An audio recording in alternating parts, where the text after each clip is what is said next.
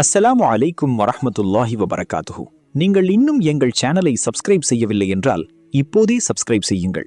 ஒவ்வொரு வாரமும் நம்பகமான ஹதீஸ்கள், பயனுள்ள இஸ்லாமிய பயான்கள், ஈமானை அதிகரிக்கும் நினைவூட்டல்கள், உங்கள் இஸ்லாமிய அறிவை வளர்த்து கொள்ள எங்களுடன் இணைந்திருங்கள். அல்லாஹ் நமக்கு பயனுள்ள அறிவையும் அதை நடைமுறைப்படுத்தும் அருளையும் வழங்குவானாக. ஆமீன். வாருங்கள், இன்றைய வீடியோவை தொடங்கலாம். இந்த உலகம் நம்ம எப்படி நினைக்கிறோமோ, இந்த உலகம் நம்மளுக்கு உலகம் வேணும், இந்த வாழ்க்கைக்கு உலகம் வேணும், அதுதான் எனது லட்சியம், இது மட்டும்தான் நம்ம வாழ்க்கை என்று மாதிரி நம்ம பார்க்கிற நேரத்தில் உலகமும் அதுக்கு சப்போர்ட் பண்ணுமாக இருந்தா மன நிம்மதியெல்லாம் குறையாது. உலகம் அதுக்கு சப்போர்ட் பண்ணுமா அப்படின்னு என்ன, இந்த உலகம் நீங்க எந்த அளவுக்கு கஷ்டப்பட்டு உழைக்கிறீங்களோ அந்த அளவுக்கு டெவலப் ஆகிட்டே போகும், உங்களுக்கு மைனஸே வராது அப்படி என்று இருந்தா நம்மளுக்கு என்ன செய்யாது, பிரச்சனை வராது. ஆனா உலகத்துடைய இயல்பு அப்படி இல்லை. அல்லாஹு தாலா இந்த உலகத்துடைய இயல்பை அப்படி படைக்கவில்லை. உலகத்துல அல்லாஹ் என்ன செஞ்சுக்கிறான்னு சொன்னா, நீங்க ஒரு பிளஸ் அடைஞ்சீங்கன்னா ஒரு மைனஸை வச்சுக்கிறான். ஒரு பிளஸ் அடைஞ்சீங்கன்னு சொன்னா ஒரு மைனஸ் உங்களை எங்கேயாவது தட்டும். சரியா? தொடர்ந்து பிளஸ்ஸே தான் இந்த உலகம் என்று அல்லாஹு தாலா வைத்திருந்தால், மரணம் மட்டும்தான் இந்த உலகத்தில் உள்ள ஒரு மைனஸ், மற்றது எல்லாமே இந்த உலகத்தில் என்னது, எல்லாம் எங்களுக்கு பாசிட்டிவா தான் இருக்கும், பிளஸ்ஸா தான் இருக்கும் என்று ஒரு விதி வைத்திருந்தால், நீங்க இந்த உலகத்துல ஈமான பத்தி கூட என்ன செய்ய வேண்டிய அவசியம் இல்லை, கவலைப்படாம மறுமை இல்லாம வாழ்ந்துட்டு போயிருவீங்க. இயல்பாவே எங்களுக்கு அந்த யோசனை வராது. என்ன காரணம், நம்மளுக்கு ஒன்றே ஒன்றுதான் இருக்குது, மரணம் மட்டும்தான். அதுக்கு இடையில எந்த விதமாக நம்மளோட வாழ்க்கையை எதுவும் பாதிக்காது, என்ன அப்படி போய்கொண்டே இருக்கலாம்.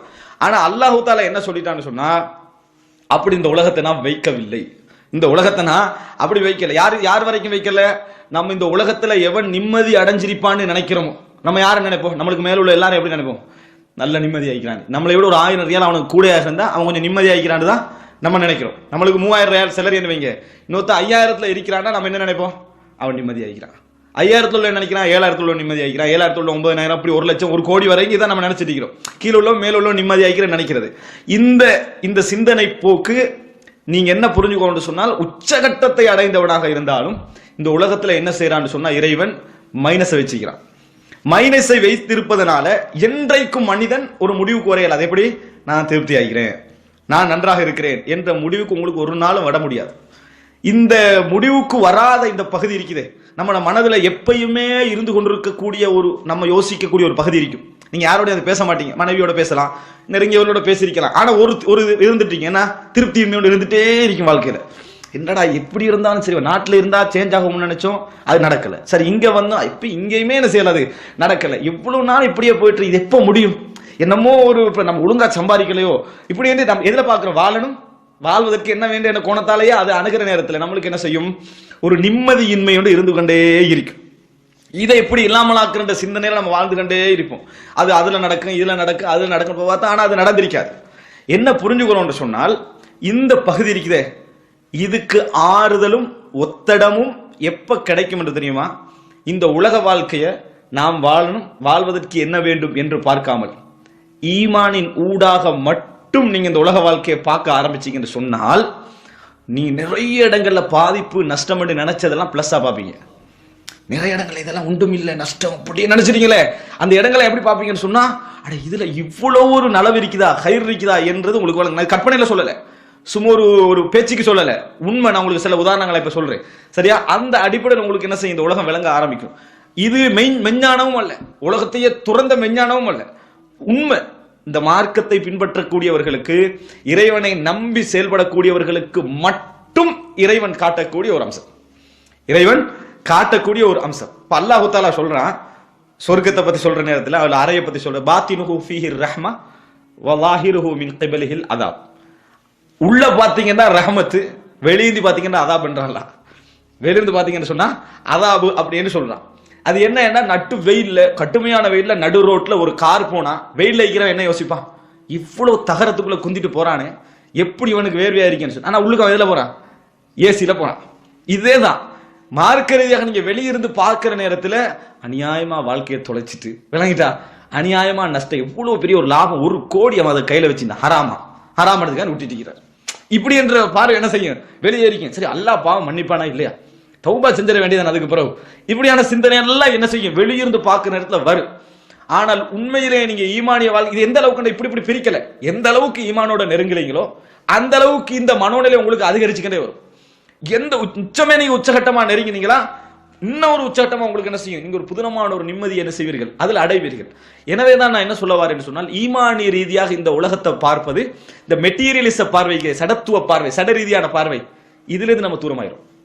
சட ரீதியாகத்தான் இந்த உலகத்தை பார்க்கிறாங்க. பாருங்க, ஒரு முஃமினுடைய விஷயத்துல எதுவாக இருந்தாலும், அதாவது எதுவாக இருந்தாலும் சட ரீதியான விஷயங்களை பொறுத்த வரைக்கும் ஒரு முஃமின் ஒரு உலக வாழ்க்கையை எடுத்துக்கிட்டீங்கன்னு சொன்னா அவனோட ஒவ்வொரு அம்சத்திலையும் அவனுக்கு என்ன பிரயோஜனம் உலகத்திலேயே தான் பார்க்கிறான். ஆனா ஒரு முஃமினுடைய வாழ்க்கையில என்ன நடக்கும் தெரியுமா, இந்த உலகத்துல நடக்கக்கூடிய ஒவ்வொரு இன்சிடென்ட்லையும் அவனுக்கு ஒரு ஈமானிய பார்வை அதுல இருக்கும். இஸ்லாமே சொல்லி தருது, நீ இதை இப்படித்தான் பார்க்கணும், இந்த பிரச்சனை இப்படித்தான் பார்க்கணும், இந்த பிரச்சனை இப்படித்தான் பார்க்கணும் சொல்லி தருது. அந்த பார்வையில பார்க்கிற நேரத்துல தற்காலிகமா அது லொஜிக்கல் இல்லை, தற்காலிகமாக அது ஒரு லொஜிக்கலான ஒரு பார்வை கிடையாது. சரியா, அது தற்காலிகமாக அது லொஜிக்கலான ஒரு பார்வை கிடையாது, தற்காலிகமாக அது லொஜிக்கலான ஒரு பார்வை அல்லது. ஆனா நீங்க கொஞ்சம் அதுல ஈமானியோட போனீங்கன்னா அவங்களுக்கு தான் வெற்றி. இஸ்லாம் எங்களுக்கு சொல்லித்தரக்கூடிய மிக முக்கியமான அடிப்படைகள் நிறைய ஈமானிய அடிப்படைகள். இந்த ஆரம்ப ஒரு முன்னுரையோடு சம்பந்தப்பட்டதனால முதலாவது சொல்லிடுறேன். அல்லாஹ் தஆலா குர்ஆன்ல அடிக்கடி சொல்லக்கூடிய விஷயம் என்ன தெரியுமா, வல் ஆகிபத்து லில் முத்தகீன், வல் ஆகிபத்து லில் முத்தகீன், இறையச்சம் உடையவர்களுக்கு தான் இறுதி முடிவு, இறையச்சம் உடையவர்களுக்கு தான் இறுதி முடிவு. வல் ஆகிபத்து லித் தக்வா, இறையச்சம் உள்ளவர்களுக்கு தான் இறுதி முடிவு, இறையச்சத்திற்கு தான் இறுதி முடிவு. இப்படின்னு அல்லாஹ் தஆலா என்ன செய்றான், நிறைய குர்ஆனில நிறைய நீங்க பார்க்கலாம். வல் ஆகிபத்து லில் முத்தகீன் வலா உத்வான இல்லா அலல் ஸாலிமீன், நிறைய உரைகளை நீங்க என்ன செஞ்சிருப்பீங்க, கேட்டிருப்பீங்க. வலைக்கும் ஸலாம். அப்ப இதை நீங்க என்ன புரிஞ்சுக்கணும்னு சொன்னால், உலக ரீதியா நீங்க எந்த இடத்துலையும் இந்த இடத்தை மிஸ் பண்ணிட்டு நீங்க என்னதை கேட்டாலும் சரி, என்ன ஸ்பீச் கேட்டாலும், உலக தான தர்மத்திலே நீங்க முதலாவது நபராக இருந்தாலும், எவ்வளவு வணக்க வழிபாடுகளில் ஈடுபட்டாலும், ஈமான் சம்பந்தமான சரியான பார்வை, ஈமான வாழ்க்கைக்குள்ள எடுக்காம அப்ளை பண்ணாம நீங்க வாழ்ந்தீங்க என்று சொன்னால் நிச்சயமாக வாழுவீங்க, வாழ்றதுல எந்த இது இருக்காது. ஆனா நான் சொன்ன அந்த குறைபாடு என்ற ஒரு பகுதி இருக்குதானே, அது விரிவடைஞ்சுக்கிட்டே போகும். அது என்ன செய்யும், அது ஒரு விரிவடைஞ்சு மன நிம்மதியை உங்களுக்கு அப்படி இல்லாம ஆகிட்டே போகும். இப்படி வளர்ந்து இப்போ அமெரிக்கா வெஸ்ட் வேர்ல்டு நாங்க பாக்குறோம். இன்றைக்கு ஒரு நாடு எப்படி இருக்க வேண்டும் முன்னேற்றத்தில், எப்படின்னா ரெண்டு நாட்டை சொல்றோம்னா நம்ம யாரை சொல்றோம், அமெரிக்கா யூகேன்றோம். ஏன்னா எங்களுக்கு கண்ணால வழங்குறது ஒன்றே ஒன்று தான், அவன் வளர்ந்திருக்கிற வளர்ப்பு, அவன் எங்க போறான், அவனுடைய டெவலப்மெண்ட் என்ன, இதுதான் நம்மளோட பார்வை. வாழ வேண்டும், வாழ்வதற்கு என்ன வேண்டும், அது ஃபுல்லா எங்க இருக்குது, அமெரிக்கால யூகேல இருக்கா நம்ம நினைச்சிட்டு இருக்கிறோம். சரியா, அப்படி ஒரு தோற்றத்தை உலகத்துக்கு என்ன செஞ்சுக்கிறான், ஏற்படுத்தி இருக்கிறான். இப்ப அவனுக்கு ஏற்பட்ட உண்மையான பிரச்சனை என்ன, கற்பனை இல்ல, கற்பனையில நிறைய சொல்லுவாங்க, விளங்கிட்டா, இதெல்லாம் யூதர்களுடைய சதி, ஒரு டிஷர்ட் அடிச்சாலும் யூதர்களுடைய சதி என்றுவாங்க, அவனுக்கு இதுக்கு சம்பந்தம் இருக்காது. சரியா, அதை நான் சொல்லல. ஆனா உண்மையிலேயே அமெரிக்கா யூகே என்ற அந்த நாடுகள் இன்றைக்குள்ள முக்கியமான பிரச்சனைகள் ஒன்று என்ன, இந்த மன நிம்மதியின்மை. விளங்கிட்டா, மன நிம்மதியின்மைன்றது அங்க ஒரு பெரிய ஒரு பிரச்சனை. அதுக்காக வேண்டி அங்க வளர்ந்துட்டு வரக்கூடிய, மிகவும் வேகமாக வளர்ந்து வரக்கூடிய, அதாவது எதெல்லாம் உளவியல் சார்ந்த செய்திகளோ அதெல்லாம் நிறைய வளர்ந்துட்டு வரும். உளவியல் சார்ந்த செய்தி ஏன் அவனுக்கு அதோட தீர்வு எங்கேன்னு தெரியாது, அவருடைய தீர்வு எங்கேன்னு தெரியாது. உலகத்துல எதை உச்சகட்டமா அனுபவிக்கணும் அதெல்லாம் அவன் அனுபவிச்சுட்டான், இன்பத்தை எதெல்லாம் அனுபவிக்கணுமோ அதெல்லாம் அவன் அனுபவிச்சுட்டான். இந்த உலகத்திலே தான் அவனுக்கு அப்பர் லிமிட்ஸ், அந்த லிமிட் முடிஞ்சுது. இப்ப அவனுக்கு அது கிடைக்கல, அவன் எதை தேடிக்கிட்டு இருந்தாலும் அது கிடைக்கல. அதனால அவன் பார்க்கிறான், கவுன்சிலிங் மூலம் கிடைக்குமா இது, விளங்கிட்டா, என்ன எதெல்லாம் என்னது, அதாவது உளவியல் சார்பான இதுகள் இருக்குதோ அதன் மூலம் கிடைக்குமா அப்படியெல்லாம் அவன் தேடுறான். ஆனா அவனுக்கு இஸ்லாம் என்றது அவனுக்கு என்ன செய்யல, சரியா யாரு விளங்கிச்சோ வந்துட்டான். வராதவனுக்கு இதுல தீர்வு இருக்கும்னு நினைக்கிற லெவல் அவன் இல்லை. ஆனா உண்மையை புரிந்து கொள்ளுங்கள், அல்லாஹு தஆலா இதை நியாமத் என்று சொல்றான். இது அல்லாஹ் ஒன்றை நியாமத் என்று சொல்றான்டா, அது குறுகிய பார்வை அல்ல, அது ஒரு விருந்த பார்வை. அதனால ஈமானிய காரியத்தோடு தான் இந்த உலகத்தை அணுகுவது என்பது உங்களுக்கு மறுமைக்கான பிரயோஜனம் மட்டுமல்ல, இந்த உலகத்தில் உங்களோட வாழ்க்கை சக்கரம் ஒழுங்காக போவதுக்குரிய முதல் அடிப்படை அதுதான். உங்கள்கிட்ட பணம் இருந்ததோ இல்லையோ நம்ம எப்படி எதிர்பார்க்கிறோம், நஷ்டமோ லாபமோ. இது மனைவிக்கு மட்டும் அந்த உபதேசம் சொல்லிக்கொள்வோம், பாரு நம்மளுக்கு இல்லாம வரும் இருந்தும் வரும், நம்ம ஒழுங்கா இருந்துக்கலுங்க. ஆனா நம்ம அல்லாஹ் அந்த உபதேசத்தை நம்மளுக்கு செய்யறான், அதை ஏத்துக்கல ரெடி இல்லை. அல்லாஹ் என்ன சொல்றான், உனக்கு இல்லாமே ஆகிறாரு அது ரெடி, நம்மளுக்கு எல்லாம் இருக்கணும். ஆனா மனைவிக்கு என்ன அட்வைஸ், இருக்கிற காலம் வரை இல்லாத காலம் வரை நம்ம நடுநிலையா தான் என்ன செய்யணும், போகணும்னு அங்க சொல்லிடுறது. அதுதான் அல்லாஹ் எங்களுக்கு சொல்றான். ஆனா எங்களுக்கு அதை என்ன செய்யலாது, வைத்துக் கொள்ள முடியாமல் இருக்கிறது. அதுக்கான அந்த காரணி நம்மகிட்ட இல்லை, அந்த இடம் என்னது நம்மிடத்துல இல்லாத அதற்கான காரணம். எனவே அன்புள்ள சகோதரர்களே, ஈமானிய பார்வை, இந்த உலகத்தை நோக்கிய ஈமானிய பார்வை, ஈமான் ஏற்படுத்தக்கூடிய தாக்கங்கள், ஈமானுடைய விளைவு என்பது நீங்க எப்பயும் எப்படி யோசிக்க கூடாதுன்னா, மறுமையில் ஒரு மோமினுடைய லட்சியம் மறுமை தானே, மறுமையில் சொர்க்கம் நரகத்துக்கு மட்டும்தான் இஸ்லாம் அதை சொல்லுகிறது நினைக்க கூடாது. அல்லாஹு தஆலா சொல்லுகிறான், யார் இந்த உலகத்திலே ஈமான் கொண்டு இணை வைக்காமல் மறுமையை நம்பி வாழுகிறார்களோ, லனுஹியன்னஹும் ஹயாத்தன் தய்யிபத்தன் ஃபித் துன்யா, முதலாவது அவர்களுக்கு சிறந்த வாழ்க்கையை நாங்கள் கொடுப்போம் இந்த உலகத்திலும் மறுமை நாளிலும். முதலாவது எங்க, இந்த உலகத்தில் ஹயாத்துன் தய்யிபா, சிறந்த வாழ்க்கை.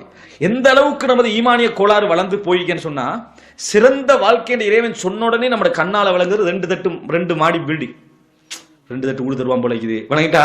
சிறந்த வாழ்க்கை அதான் ஒரு பிராடோ இருக்கும் போல, ஒரு ஜிஎம்சி இருக்கும் போலக்குது. விளங்கிட்டா? இதான் நம்மளுக்கு சிறந்த வாழ்க்கை. ஏன் நம்ம குர்ஆன் வசனத்தையே இப்ப அந்த அளவுக்கு விளங்க ஆரம்பிக்கிறதுக்கு காரணம் என்ன நினைக்கிறீங்க?